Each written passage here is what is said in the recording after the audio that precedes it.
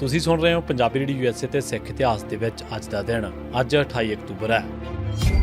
28 October 1708 ਦੇ ਦਿਨ ਔਰੰਗਜ਼ੇਬ ਨੇ ਅਜੀਤ ਸਿੰਘ ਪਾਲਿਤ ਨੂੰ ਗੁਰੂ ਸਾਹਿਬ ਦੇ ਮਤਵੰਨੇ ਪੁੱਤਰ ਵਜੋਂ ਆਪਣੇ ਦਰਬਾਰ ਦੇ ਵਿੱਚ ਖਿਲਤ ਭੇਂਟ ਕੀਤੀ ਸੀ। ਇਸ ਬਾਰੇ ਇੱਕ ਐਂਟਰੀ ਅਖਬਾਰਾਤ ਇਹ ਦਰਬਾਰ ਇਹ ਮੌਲਾ ਦੇ ਵਿੱਚ ਮਿਲਦੀ ਹੈ। ਇਸ ਐਂਟਰੀ ਦੇ ਵਿੱਚ ਇਹ ਵੀ ਜ਼ਿਕਰ ਹੈ ਕਿ ਜਦ ਇੱਕ ਦਰਬਾਰੀ ਨੇ ਬਹਾਦਰ ਸ਼ਾਹ ਨੂੰ ਪੁੱਛਿਆ ਕਿ ਗੁਰੂ ਸਾਹਿਬ ਦੇ ਖਜ਼ਾਨੇ, ਉਹਨਾਂ ਦੀ ਜਾਇਦਾਦ ਤੇ ਹੋਰ ਅਸਬਾਬ ਨੂੰ ਜ਼ਬਤ ਕਰਨ ਬਾਰੇ ਕੀ ਹੁਕਮ ਹੈ, ਤਾਂ ਉਸਨੇ ਕਿਹਾ ਸੀ ਕਿ ਦਰਵੇਸ਼ਾਂ ਦੀ ਜਾਇਦਾਦ ਦੇ ਵਿੱਚ ਕੋਈ ਦਖਲ ਨਾ ਦਿੱਤਾ ਜਾਵੇ। 28 ਅਕਤੂਬਰ 1978 ਦੇ ਦਿਨ ਲੁਧਿਆਣਾ ਦੇ ਵਿੱਚ 18ਵੀਂ ਅਕਾਲੀ ਕਾਨਫਰੰਸ ਹੋਈ ਸੀ। ਕਿਉਂਕਿ ਅਕਾਲੀ ਪਾਰਟੀ ਦੀ ਸਰਕਾਰ ਸੀ, ਇਸ ਕਰਕੇ ਇਸ ਮੌਕੇ ਤੇ ਬਹੁਤ ਵੱਡਾ ਇਕੱਠ ਹੋਇਆ, ਜਿਸ ਦੇ ਵਿੱਚ ਕਈ ਲੱਖ ਲੋਕਾਂ ਨੇ ਸ਼ਮੂਲੀਅਤ ਕੀਤੀ। ਇਸ ਮੌਕੇ ਤੇ 1929 ਲਾਹੌਰ ਅਤੇ 1956 ਅੰਮ੍ਰਿਤਸਰ ਦੇ ਜਲੂਸਾਂ ਵਾਂਗ ਅਕਾਲੀ ਦਲ ਦੇ ਪ੍ਰਧਾਨ ਜਥੇਦਾਰ ਜਗਦੇਵ ਸਿੰਘ ਤਲਵੰਡੀ ਅਤੇ ਸਵਾਗਤੀ ਕਮੇਟੀ ਦੇ ਪ੍ਰਧਾਨ ਸਰਦਾਰ ਸੁਰਜਨ ਸਿੰਘ ਠੇਕੇਦਾਰ ਦਾ ਹਾਥੀ ਤੇ ਬਿਠਾ ਕੇ ਜਲੂਸ ਕੱਢਿਆ ਗਿਆ। ਇਸ ਕਾਨਫਰੰਸ ਦੇ ਵਿੱਚ ਅਨੰਦਪੁਰ ਸਾਹਿਬ ਦੇ ਮਤੇ ਦੇ ਆਧਾਰ ਤੇ 12 ਮਤੇ ਪਾਸ ਕੀਤੇ ਗਏ ਅਤੇ ਨਾਲ ਹੀ ਨਿਰੰਕਾਰੀਆਂ ਦੀਆਂ ਕਿਤਾਬਾਂ ਤੇ ਵੀ ਪਾਬੰਦੀ ਦੀ ਮੰਗ ਕੀਤੀ ਗਈ। 28 ਅਕਤੂਬਰ 1977 ਦੇ ਵਿੱਚ ਜਨਤਾ ਪਾਰਟੀ ਨੇ ਸਰਕਾਰ ਬਣਾਈ। ਸੈਂਟਰ ਦੇ ਵਿੱਚ ਅਕਾਲੀ ਪਾਰਟੀ ਦੀ ਸਰਕਾਰ ਦੇ ਵਿੱਚ ਸ਼ਮੂਲੀਅਤ ਸੀ, ਪਰ ਇਸ ਸਮੇਂ ਯੂਪੀ ਦੇ ਵਿੱਚ ਇੱਕ ਫਿਰਕਾ ਪ੍ਰਸਤ ਚੌਧਰੀ ਚਰਨ ਸਿੰਘ ਦੇ ਗਰੁੱਪ ਦੀ ਹਕੂਮਤ ਸੀ।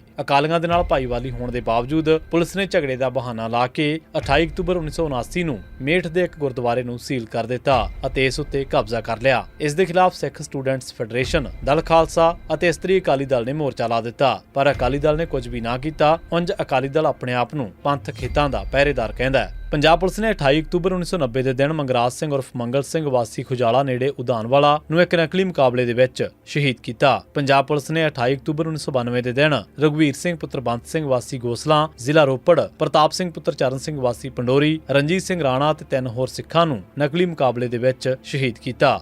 ਏਸੀ ਸਿੱਖ ਇਤਿਹਾਸ ਦੇ ਵਿੱਚ ਅੱਜ ਦਾ ਦਿਨ। ਤੁਸੀਂ ਸੁਣਦੇ ਰਹੋ ਪੰਜਾਬੀ ਰੇਡੀਓ USA।